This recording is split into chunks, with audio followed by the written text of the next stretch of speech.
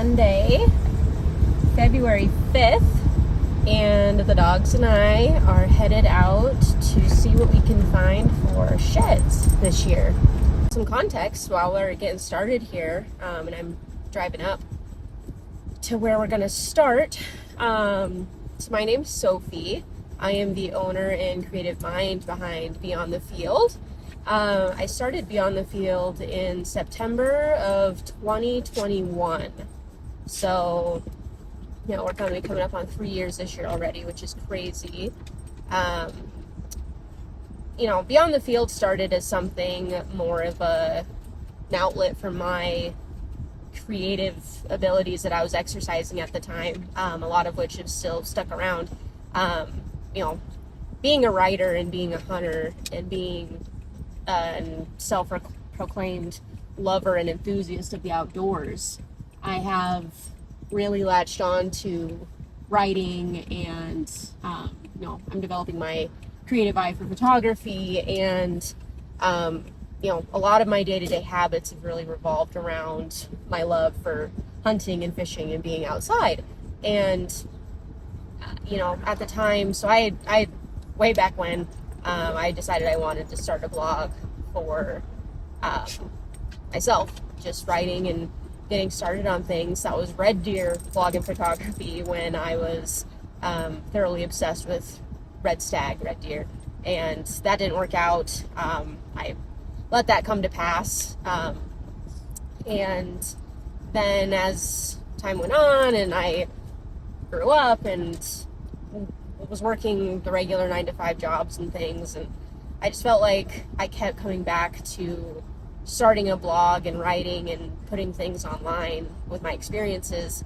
And Beyond the Field came to be. Then at that point I took the time and I invested into a website designer to get it the way I wanted it to look, so that I had the tools I needed to write on something I was excited to write on. And that's where that came to be. And at that time, when I kind of started revisiting it, Jessica Byers with Follow Her Arrow, she hadn't started her time with Hunt and Fool yet, and she was blogging and writing and had a lot of hunt films going on, and she was really my inspiration at that point. I wanted to be doing that too. I wanted to be Jessica Byers, and I was flabbergasted that she had made this brand and this online image of herself and was making some sort of monetary value off of that, or at least making it her job to a degree. And I wanted that because it really appealed to me to have that sort of a presence online. So that was where Beyond the Field has started. And now 2024, it's kind of starting to lean towards going into what I would like to consider a full-time gig at some point. It kind of fell into my lap to start on it and really take a deep dive into things. And I'm still writing. I've been published a couple times, and I've been in a couple magazines. I've had my writing published in some magazines, and that's been a huge blessing. And with that as well, there was some opportunities, for an Oracle delivery with starting a podcast for Pretty Primal, which I'm going to be doing this year too. And, I had a YouTube username and the domain already picked out for that, and I had never really given it the time of day.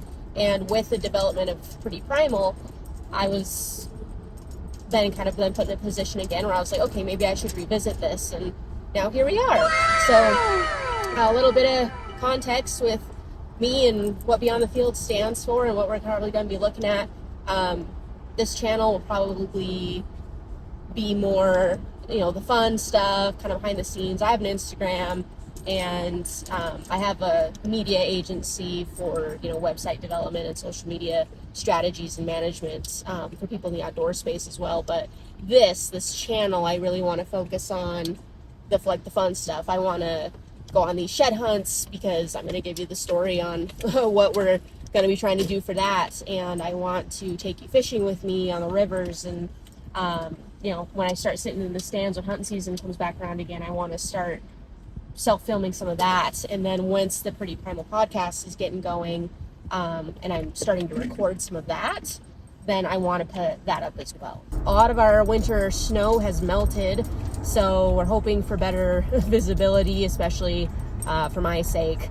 I am not a very equipped shed hunter, but we're looking to rectify that. I'd like to really hone in some of my skills, my primitive senses for that, so that I can hopefully find some more this year.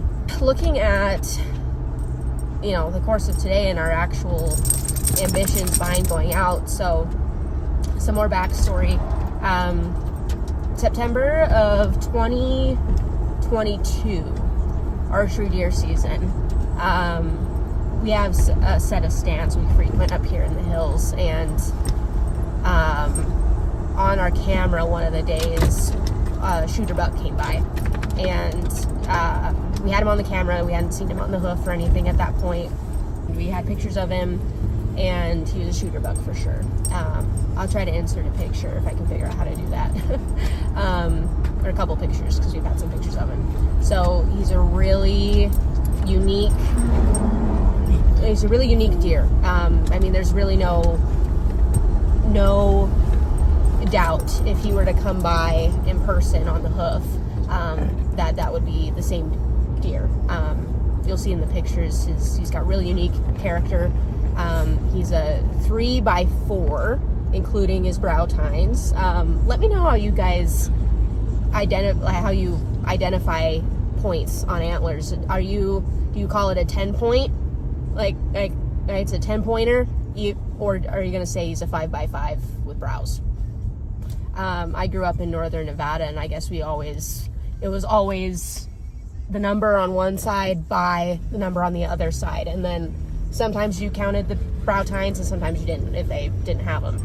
It just kind of depended. And now I feel like now being more in the Midwest, you get, he's a 10 pointer, he's a 12 pointer, an 8 pointer. So that's been a transition for me. But anyway, I dubbed him 7-Eleven, because at that point in the year, that 2022, we thought that his one brow tine was probably close to 11 inches long, and with that 3x4 structure he had on his antlers, he was a 7 pointer.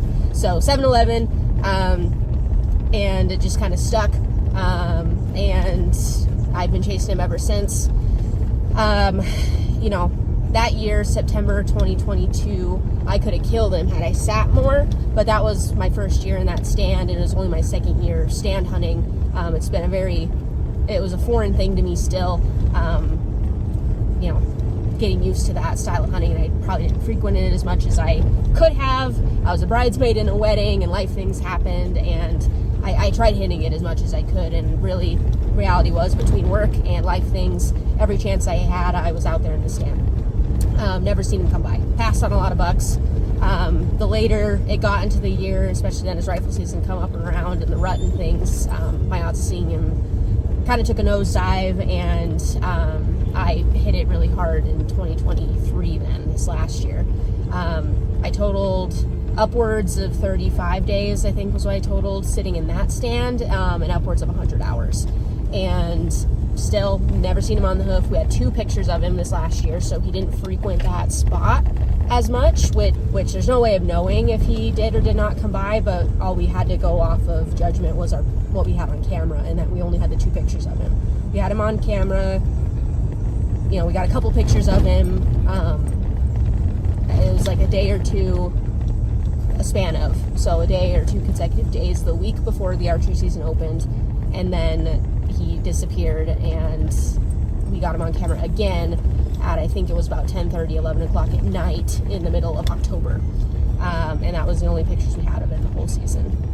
I still hunted it really hard. I was really holding out that maybe he would frequent and come by early in the season, especially like he did the year before, but he didn't.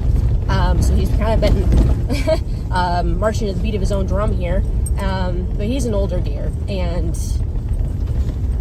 really trying to, without having seen him on the hoof, it's hard to say, how old he could be, but we're guessing this year he's probably going to be in his 6th year, is what my husband and I are guessing, and we're hoping that he maybe develops a little bit more of a routine this year, that maybe he settles down, and is not so much of a ghost. A few moments later. Here's the fit, looking like a wilderness explorer. We're all set.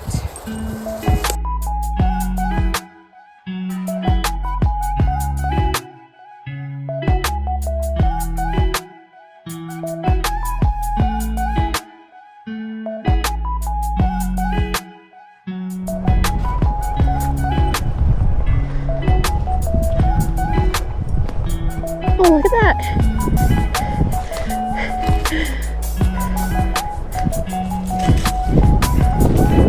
That was pretty cool. So that's the last time I come with you and you don't bring your shotgun.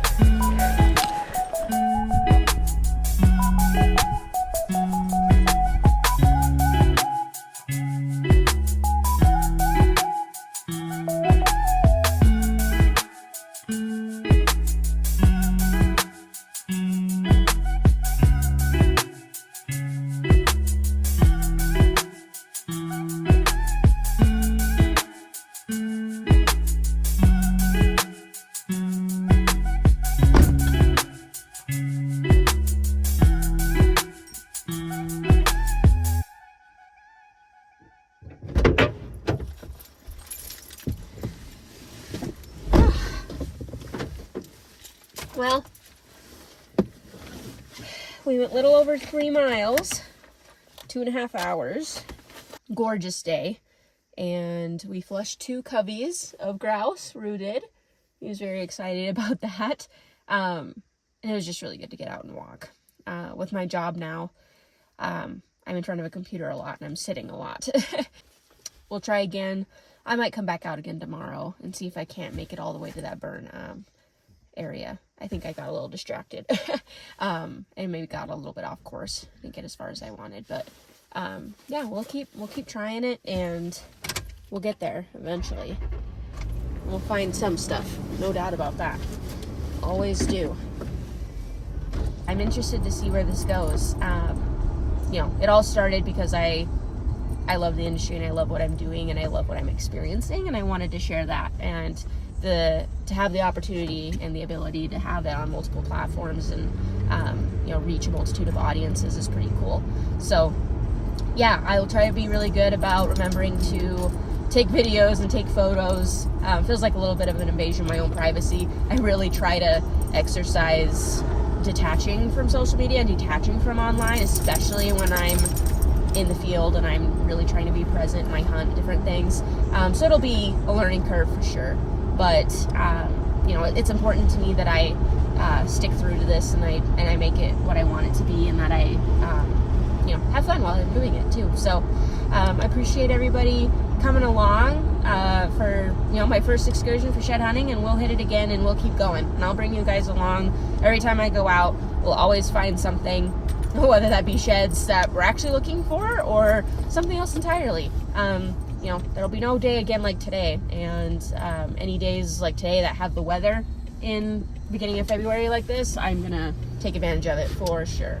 So yeah, I'll figure out an outro and an intro. I don't really know how that works, but happy hunting to all my hunters out there, and for everybody that just decided to come along and see what the journey's all about. I appreciate you, and yeah, we look forward to seeing you guys again.